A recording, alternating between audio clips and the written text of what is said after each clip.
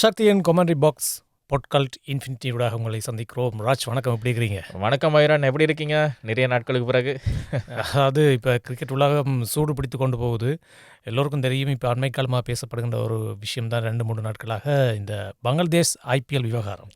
உண்மையாக ஐரன், இதை நாங்கள் ஏற்றுக்கொள்ள முடியாது. இப்போது விளையாட்டு அப்படின்னு நீங்கள் சொல்லி பார்த்தீங்கன்னா, அதில் இனம் இருக்கக்கூடாது, மதம் இருக்கக்கூடாது, மொழி இருக்கக்கூடாது, வேறு எந்த அரசியல் பிரச்சனைகள் இருக்கக்கூடாது. ஆனால் அந்த முஸ்தபிசுர் ரஹ்மானுடைய இந்த ஒரு விலகல் வந்து மிகப்பெரிய சர்ச்சையை ஏற்படுத்தியிருக்கு. விளையாட்டில் இதெல்லாம் தேவையா ஐரன்? நிச்சயமாக தேவையில்லைன்னு சொன்னால், இந்திய கிரிக்கெட் கட்டுப்பாட்டு சபை சொன்னதற்கமைய கொல்கத்தா நைட் ரைடர்ஸ் நிர்வாகம் வந்து முஸ்தபிசுர் ரஹ்மானை தங்கள் அணியிலிருந்து நீக்கியிருக்கின்றார்கள். அதுக்கு என்ன காரணம் என்று பின்புலத்தை நாங்கள் தேடி பார்த்த வேளையில் பங்களாதேஷில் இடம்பெற்றுக் கொண்டிருக்கின்ற சில வன்முறைகள், அதனால் இந்து மதத்தை சேர்ந்தவர்கள் பலர் இறந்திருக்கின்றார்கள்.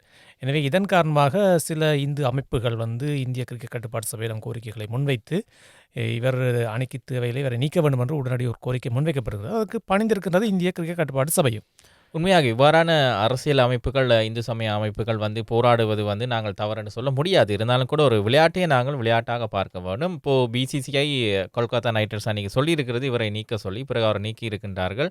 ஆனால் ஒரு விளையாட்டு வீரராக அவருக்கு இது மிகப்பெரிய ஒரு ஏமாற்றமாக அமைந்திருக்கும் இல்லையா? நிச்சயமாக கிரிக்கெட்னு பார்த்தா நாங்கள் அதில் ஒன்றும் பார்க்க முடியாது, தனியாக விளையாட்டு மட்டும்தான். அதுவும் பங்களாதேஷை சார்ந்த வீரன் பார்க்கின்ற போது இவர் இடம் பிடித்திருந்தார். 9.2 கோடிக்கு விலை போயிருந்தார். ஆனால் இப்போ ஆராய்ந்து பார்த்த நேரத்தில் ராஜ், குறிப்பாக அவர்களுக்கு வழங்கப்பட்ட அந்த ஒப்பந்தத்தின் மூலமாக அந்த பணத்தை அவர் கொடுத்து தான் ஆக வேண்டும் என்று தான் குறிப்பிடப்பட்டிருக்கின்றது. அதாவது இப்போ கொல்கத்தா அணி வந்து அவர் ஒப்பந்தம் செய்த அந்த தொகையை கொடுக்கணும். ஆனால் புதிய வீரர் ஒருவரை வாங்குவதற்கு வாய்ப்பு வழங்கப்பட்டிருக்கின்றது. ஆனால் அவர் ஒப்பந்தம் செய்யப்பட்ட அதே பணத்தை கொடுக்க வேண்டும் என்று சொன்னால், ஒப்பந்தம் செய்யப்பட்டால் அவர் அணிக்கு வந்த மாதிரி தான். அப்ப இதால அவராக விலை இல்லை தானே, நீங்க தானே விலக்கி இருக்கிறீங்க. நான் விலகுனா நீங்க பணத்தை தரத்தான். இப்ப நீங்க விலக்கினோடய கொடுக்க தான் வேணும். அப்ப இதுல வந்து கொல்கத்தா அணிக்கு தான் நஷ்டம். இது உண்மையான கருத்து தான். அதே நேரத்தில் இன்னொரு கருத்தும் இதோட வந்துச்சு. இப்போ நீங்க முஸ்தபிசுர் ரஹ்மான் இருக்கிறதால நீங்க அவரை நீக்கிறீங்க. இதே லிட்டன் தாஸ் குமார் பங்களாதேஷ் அணியினுடைய தலைவராக இருக்கின்றார். அவர் இருந்தா நீங்க என்ன செய்திருப்பீங்க? இதுக்கு நீங்க என்ன சொல்ல போறீங்க? என்னத்தை சொல்றது, நான் பிரச்சனைக்கு வேற இல்லை. குறிப்பாக ராஜ், இதன் மூலமாக இப்போது பல அழுத்தங்கள் அதிகரித்திருக்கின்றன சர்வதேச கிரிக்கெட் பேரவைக்கும் இந்திய கிரிக்கெட் கட்டுப்பாட்டு சபைக்கும். பங்களாதேஷ் கிரிக்கெட் சொல்லியிருக்கின்றது, நாங்கள் அடுத்த இடம்பெற இருக்கின்ற T20 உலகக்கிண்ண போட்டியில் இந்தியாவுக்கு சென்று விளையாட மாட்டோம், எங்கள் வீரர்களுக்கு பாதுகாப்பில்லை. அது ஒரு பக்கம் அது நியாயமான கருத்தாக நிறைய பேர் ஏற்றுக்கொள்றாங்க. நீங்க ஒரு வீரரை நீக்கிறீங்க, ஆனால் நாங்கள் எப்படி வந்து உங்களோட நாட்டில் விளையாட முடியும், எங்களுக்கு அங்கே பாதுகாப்பு இல்லை அப்படின்னு சொல்லி. எனவே எங்கள் போட்டிகள் வந்து இலங்கையில் நடத்த வேண்டும், இலங்கையில் தான் நாங்கள் போட்டிகள் பங்கு பெற்ற போகிறோம் என்று சொல்லுகிறது. ஏற்கனவே பாகிஸ்தானும் இந்தியாவில் விளையாடவில்லை. பாகிஸ்தான் நடைபெறுகின்ற போட்டிகளும் இலங்கையில் தான், பாகிஸ்தான் பங்கேற்கின்ற போட்டிகள் இலங்கையில். இப்போது பங்களாதேஷுக்கும் இப்படியான நிலை ஏற்பட்டால் பங்களாதேஷின் போட்டிகளும் இலங்கை. எனவே உலகின்ற போட்டிகளை பெரும்பான்மையாக நடத்த போகிறது இலங்கை தான். இலங்கை உண்மையாக இலங்கை ரசிகர்களுக்கு, இலங்கை கிரிக்கெட் கட்டுப்பாடு சபைக்கு மிகப்பெரிய சந்தோஷமாக இது அமைந்தாலும் கூட, இப்போது ஒரு கிரிக்கெட், ஒரு நாட்டினுடைய கிரிக்கெட் கட்டுப்பாடு சபை ஐசிசிக்கு இவ்வாறான விதிமுறைகளை விதிக்க முடியுமா? எங்களுக்கு இது பிடிக்கும் அப்படின்னு சொல்லி அப்போ ஐசிசி என்ன செய்து கொண்டிருக்கு? ஐசிசி இதற்கு இப்போ அவர்கள் கேட்கிற உரிய பாதுகாப்பு வழங்க வேண்டும். ஏதாவது பிரச்சனை வந்தால் அதுக்கு தீர்வு கொடுக்க வேண்டும். ஏற்கனவே பாகிஸ்தானும் இப்படியான ஒரு சூழ்நிலையை விளையாடி கொண்டிருப்பதால் சில வேளை ஐசிசி கொஞ்சம் இறங்கி வரத்தான் வேண்டி இருக்கும். ஏற்கனவே ஐசிசி தான் நான் பிசிசிஏ என்று சொல்கிறோம். சொன்னால் இந்திய கிரிக்கெட் கட்டுப்பாட்டு சபை எடுக்கிற முடிவுக்கு தான் ஐசிசி உடன்பட்டு கொண்டிருக்கின்றது. அதேபோல் இந்திய கிரிக்கெட் கட்டுப்பாட்டு சபையில் இருந்த பலர் தான் ஐசிசி சேர்மனாக இருந்திருக்கின்றார். ஜெய்ஷாலாம் சேர்மனாக அங்கே தான் இருக்கிறார், செயலாளராக இருந்தவர் இந்திய கட்டுப்பாடு சபையினுடைய. எனவே இதன் மூலமாக ஐசிசிக்கு ஒரு சிக்கல் வந்திருக்கிறது. இந்த போட்டிகளை சிறப்பாக நடத்த வேண்டும் என்ற ஒரு முனைப்பில் போட்டிகள்லாம் திட்டமிடப்பட்டு நடத்து கொண்டிருக்கின்ற வேளையில் இப்படியான ஒரு புதிய சிக்கல். இப்போது இதில் இன்னொரு ஒரு பிரச்சனை ஏற்பட்டிருக்கு. இந்த பிரச்சனைலாம் போய் கொண்டிருக்கிற நேரத்தில் பங்களாதேஷ் அதிரடி அறிவிச்சிருக்கிறாங்க, ஐபிஎல் போட்டிகளை நாங்கள் எங்களுடைய நாட்டில் எந்த ஒரு டிவி சேனல்லையும் ஒளிபரப்பு செய்ய மாட்டோம், பேன் பண்ண போகிறோம் அப்படின்னு சொல்லி. அதே போல் விளம்பரங்களையும், ஐபிஎல் சார்ந்த விளம்பரங்களையும் நாங்கள் ஒளிபரப்ப மாட்டோம்னு சொல்லியிருக்கின்றது. இது கொஞ்சம் இழப்பாகத்தான் இருக்கும். இருந்தாலும் அந்த நாட்டில் ஒரே ஒரு வீரர் தான் ஐபிஎல் ஏலத்தில் வந்திருந்தார். அவர்களுக்கு இது பெரிய அளவில் பாதிப்பாக இருக்காது. அந்த நாட்டை பொறுத்த வரைக்கும் பெரிய பாதிப்பாக இருக்காது. இருந்தாலும் ஐபிஎலுக்கு ஒரு மிகப்பெரிய இழப்பாக அமையும் இந்த ஒளிபரப்பு பேன் செய்யப்பட்டது. அதே நேரத்தில் வந்து இந்தியன் ஐசிசிக்கும் மிகப்பெரிய ஒரு இழப்பு என்னென்னு சொன்னால், இப்போ நீங்கள் அவ்வளோ போட்டிகளையும் அட்டவணையை சேஞ்ச் பண்ணி இலங்கையில் நடத்தணும், மைதானத்தை தெரிவு செய்யணும், அதுக்கான செலவு இப்படின்னு பார்க்கும் பொழுது ஒரு மிகப்பெரிய ஒரு தலையீடியாக மாறி இருக்கேன்னா மைதானம். இப்போ நீங்கள் மைதானம் என்று பார்க்குற போது இலங்கையில் நடைபெறுகின்ற போட்டிகளுக்காக இப்போது எஸ்எஸ்சி மைதானம் நாங்கள் பல நிகழ்ச்சிகள் சொல்லியிருந்தோம், மிக சிறப்பாக அழகாக வந்து கொண்டிருக்கிறதுன்னு சொல்லி லைட்ஸ் எல்லாம் பொருத்தப்பட்டிருக்கிறது. பார்க்கின்ற போது நல்ல அழகாக இருக்குது. நாங்கள் அங்கே தான் பொருட்கள் செய்ய போகிறோம் இல்லை, லைட்லாம் போட்டு போகிறோம். செய்வோம். அதேபோல் இப்போ பிரேமதாச மைதானத்திலும் சில மின் விளக்குகளை மாற்றி அமைக்கின்ற பணிகள் நடந்து கொண்டிருக்கிறது. எனவே இதன் மூலமாக இலங்கை கிரிக்கெட்டும் கொஞ்சம் வளம் கொளிக்கின்ற மாதிரியும், அதே போன்று இன்னும் அழகாக வேறு நாடுகளை கவரக்கூடிய வகையில் ஆடுகளங்களும் ஆடுகள ஏனைய விடயங்களும் தயார் செய்யப்பட்டு வருகின்றன. உண்மையாக சந்தோஷமாக இருக்குது. இலங்கை கிரிக்கெட்டுக்கு ஒரு பெரிய வாய்ப்பு, அதை நாங்கள் பயன்படுத்தி கொள்ள வேணும். இருந்தாலும் விளையாட்டுன்னு பார்க்கும்போது நாங்கள் மீண்டும் சொல்கிற விஷயம் தான், இந்த அரசியல், இனம், மதம், மொழி, பேதம் இது அனைத்தையும் துறந்துட்டு ஒரு வீரராக பாருங்கள். நாடு நல்லாயிருக்கும், கிரிக்கெட் நல்லாயிருக்கும். அதேவேளை ராஜ், இப்போ T20 உலகக்கிண போட்டிகள் இலங்கையில் இடம்பெற இருக்கின்றது. முதலாவது போட்டி பிப்ரவரி மாதம் 7ஆம் தேதி பாகிஸ்தானுக்கும் நெதர்லாந்துக்கும் இடையிலான போட்டி. இங்கே தான் முதலாவது போட்டி. அன்றைய தினம் 2வது போட்டி இடம்பெற இருக்கிறது இந்தியாவில். இன்னும் ஒரு மாதம் சரியாக ஒரு மாதம். அதிலும் முதலாவது போட்டி SSC மைதானத்தில் தான் நடைபெற போது 11 மணிக்கு போட்டி ஆரம்பமாக இருக்கிறது. இப்படி பார்க்கிற வேளையில் ஒவ்வொரு அணிகளும் அறிவிக்கப்பட்டு கொண்டிருக்கின்றன. பலமான அணிகளாக காணப்படுகின்றன. இந்தியாவை பொறுத்தவரையில் சூரியகுமார் யாதவ் அணித்தலைவர், தென்னாப்பிரிக்காவை பொறுத்தவரையில் எய்டன் மார்க்கம், அதே போல் ஆஸ்திரேலியா மிச்சல் மார்ஷ் இருக்கிறார். அதேபோல் இலங்கை அணி இன்னும் அறிவிக்கப்படவில்லை. பாகிஸ்தான் தொடருக்கு பின்னர் தான் அறிவிக்கப்படும் என்று சொல்லப்பட்டிருக்கின்றது. அதேபோல் ஜிம்பாப்வேக்கு சிகந்தர் ரஸா, பங்களாதேஷ் அணிக்கு லிட்டன் தாஸ், ஆப்கானிஸ்தானுக்கு ரஷீத் கான் எல்லாம் தலைவர்களாக இருக்கிறார்கள். எனவே ஒரு விறுவிறுப்பான தொடரை இலங்கையில் நாங்கள் பார்க்க போகின்றோம். உண்மையாக பலம் பொருந்திய அணிகள் பல இருக்கின்றன.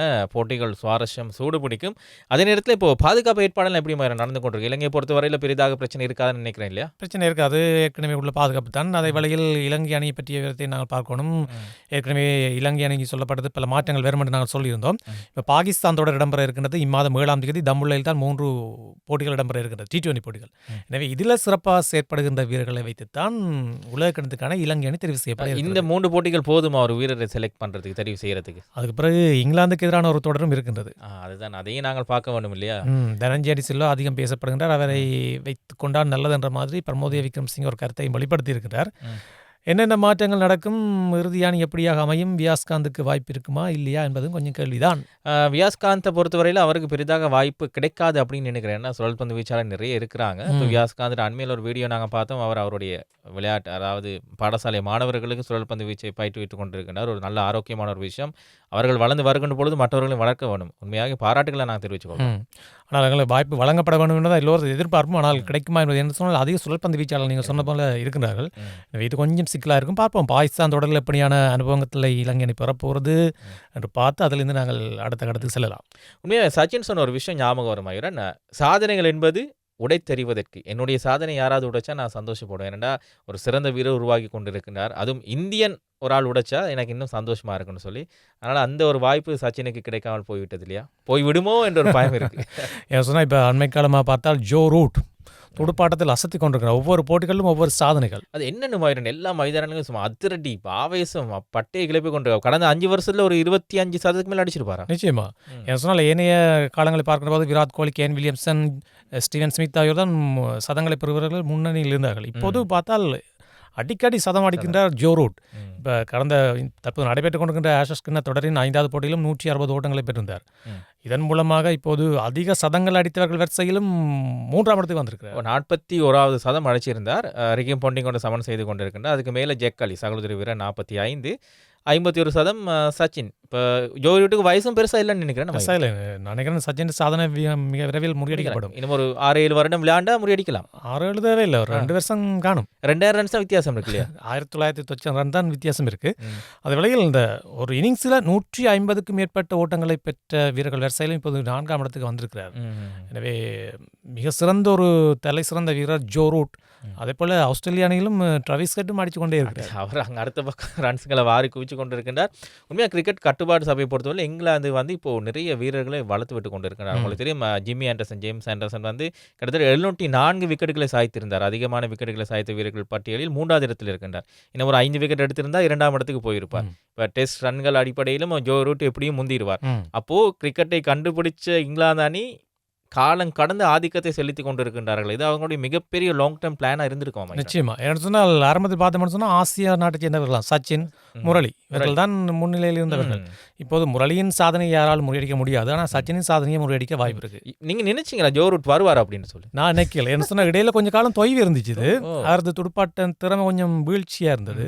ஆனால் இப்போ ஒவ்வொரு போட்டியும் சராசரி 50க்கு மேலே தான். என்ன உண்மையாக சச்சினே யோசிச்சிருக்க மாட்டா ஜோ ரூட் வருவார் அப்படின்னு சொல்லி. இருந்தாலும் தொடர்ச்சியான துடுப்பாட்டம், மிகப்பெரிய ஒரு வீரர். ஆனால் அந்த அமைதியான ஒரு வீரர், பெருசாக அலட்டி கொள்ள மாட்டார் இல்லையா? சதம் அடித்தாலும் பேசாமல் அப்படியே போயிடுவார். இன்னும் ஒரு கருத்து இருக்க மாதிரி, இப்போ இந்த ஆசிய நாடுகள் அதிகமான T20 போட்டிகளுக்கு முக்கியத்துவம் கொடுப்பதால் இந்த டெஸ்ட் போட்டிகளுக்கான முக்கியத்துவம் குறைஞ்சு சாதனைகள் குறைஞ்சு கொண்டு வருதோ என்ற ஒரு கேள்வியும் இருக்கு. அதான் மேலத்திய நாடுகள் வந்து அது சிறப்பா டெஸ்ட் போட்டிகளுக்கான அந்த கௌரவத்தை அவங்க இன்னும் கொடுத்து கொண்டே இருக்காங்க. மிச்சல் ஸ்டார்க்லேருந்து ஸ்டீவன் ஸ்மித், பென் ஸ்டோக்ஸ் அவர் எவ்வளோ பெரிய T20 வீரர். ஆனால் அவர் பெரிதாக அதில் பங்கு பட்டதில்லை. எனக்கு டெஸ்ட் போட்டி தான் முக்கியம்னு விளையாண்டு கொண்டு இருக்கின்றார். அவர்கள் அந்த பக்கம் அப்படியே திரும்பிட்டாருங்களா? நீங்க சொன்னது போல ஆதிக்கம் அதிகம் இருக்கிறது. பென் ஸ்டோக்கும் ஒரு சாதனை. இங்கிலாந்து சார்பாக ஒரு பந்து வீச்சாளராக தலைவராக செயற்பட்ட ஒருவர் பந்து வீச்சாளராக செயற்பட்டு அதிக விக்கெட்டுகளை கைப்பற்றியிருக்கிறார். எனவே அவரும் ஒரு பக்கத்தால் சாதனை போய் கொண்டிருக்கிறார். இப்படி பார்க்கின்ற போது மேலத்திய நாடுகள் இப்போது டெஸ்ட் கிரிக்கெட்டில் பல சாதனைகளை படைத்துக் கொண்டு வருகின்றன.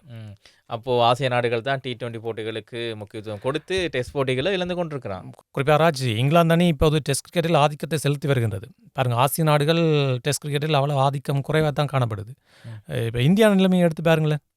ஒரு காலத்தில் எப்படி இருந்தது, இப்போ எப்படி குறைஞ்சிட்டு. இப்போ சச்சின், டிராவிட், லக்ஷ்மன், கங்குலி ஒரு பக்கம் சொல்லலாம். அவங்க இருந்தபோது மிகப்பெரிய அணியாக இருந்தது. அதுக்கு பிறகு வந்து விராட் கோலி, சட்டேஸ்வர் புஜாரா, ரோஹித் சர்மா, தவான் அப்படி ஒரு செட்டை நாங்கள் கூறலாம். ஆனால் அதுக்கு பிறகு வந்த அனைவரும் IPL போட்டிகள் சிறப்பாக விளையாடியவர்களை தூக்கி டெஸ்ட் அணியில் போட்டிருக்கின்றார்கள். இது ஏற்றுக்கொள்ளக்கூடிய ஒரு விஷயமாம். அதான் பணத்துக்காகவும் காசுக்காகவும் தான் இந்த IPL போட்டிகள் உருவாக்கப்பட்டன. அதை போன்ற வீரர்களின் திறமைகளும் வெளிக்கொணரப்பட்டது. ஆனால் இப்போது இந்திய டெஸ்டின் நிலைமை எப்படி பயிற்சியாளரை மாற்றக்கூடிய அளவுக்கு பேசப்பட்டு கொண்டிருக்கிறது. சொந்த நாட்டிலே ஒயிட் வாஷ் 3 அணிகளிடம் ஒயிட் வாஷ் ஆகியிருக்கின்றார்கள். இதை ஏற்றுக்கொள்ள முடியாத ஒரு விஷயமாக பார்க்கப்படுகிறது. ஆனால் மற்ற மேலத்திய நாடுகள் வந்து இப்போ ஆஸ்திரேலியா வந்து 2 பக்கமும் சிறப்பாக இருக்கிறாங்க. டெஸ்ட், ஒரு நாள் T20. இங்கிலாந்தை பொறுத்தவரையில் அவர்களும் 3 பக்கமும் சிறப்பாக இருக்கிறாங்க. நாங்கள் தான் ஏதோ கோட்டை விட்டுட்டோமோ அப்படின்ற எண்ணம் இருக்குது. நிச்சயமாக இருக்குது. பார்க்கலாம் இந்த பாகிஸ்தான் தொடர், இங்கிலாந்து தொடர், இதற்கு பிறகு உலகக்கிண தொடர் எப்படி அமைய போகுதுன்னு சொல்லி நாங்களும் இந்த பொட்காஸ்ட் இன்ஃபினிட்டிலிருந்து இப்போ விடைபெறலாம். அதுக்கு முதல்ல ஒரு கேள்வி உங்கள்கிட்ட சொல்லுங்கள், என்ன நடக்க போகுது உலகக்கிணத்தில்? உலகக்கிணம் பாருங்கள், இன்னும் அணிகள் அறிவிச்சு முடியல. ஆனால் ஆசியாவுக்கு கப் இருக்குமா என்பது எனக்கு என்ன கேள்வியாக தான் இருக்குது. ஏன் வாய்க்கிறேன்? ஆசியாவுக்கு வெளியில் போகும்போது தான் இருக்குது. அப்படியா? சரி, கவலையாக தான் இருக்குது. பார்ப்போம், ஆசிய நாடுகள் ஏதாவது ஒன்று வின் பண்ணால் எங்களுக்கு சந்தோஷமாக தான் இருக்கும். இன்னும் 1 மாதம் இருக்குது போட்டி ஆரம்பிக்கும். அதுக்கு பிறகு 1 மாதம் போட்டி நடக்கும். அப்போ நாட்கள் இருக்குது. அப்போ அதுக்கு பிறகு நாங்கள் பலவீனங்களை வச்சு பேசுவோம். எனவே இதோடு நாங்கள் இன்றைய பொட்காஸ்ட் இன்ஃபினிட்டியை நிறைவு செய்ய போகின்றோம். சரி, உங்களுடைய கருத்துக்களை நீங்கள் இந்த வீடியோவுக்கு கீழே கமெண்ட்ஸ் பண்ணுங்கள். அதையே நாங்கள் ரீட் பண்ணுறதுக்கு தயாராக இருக்கலாம். எனவே விடைபெறுறோம். நன்றி, வணக்கம். வணக்கம்.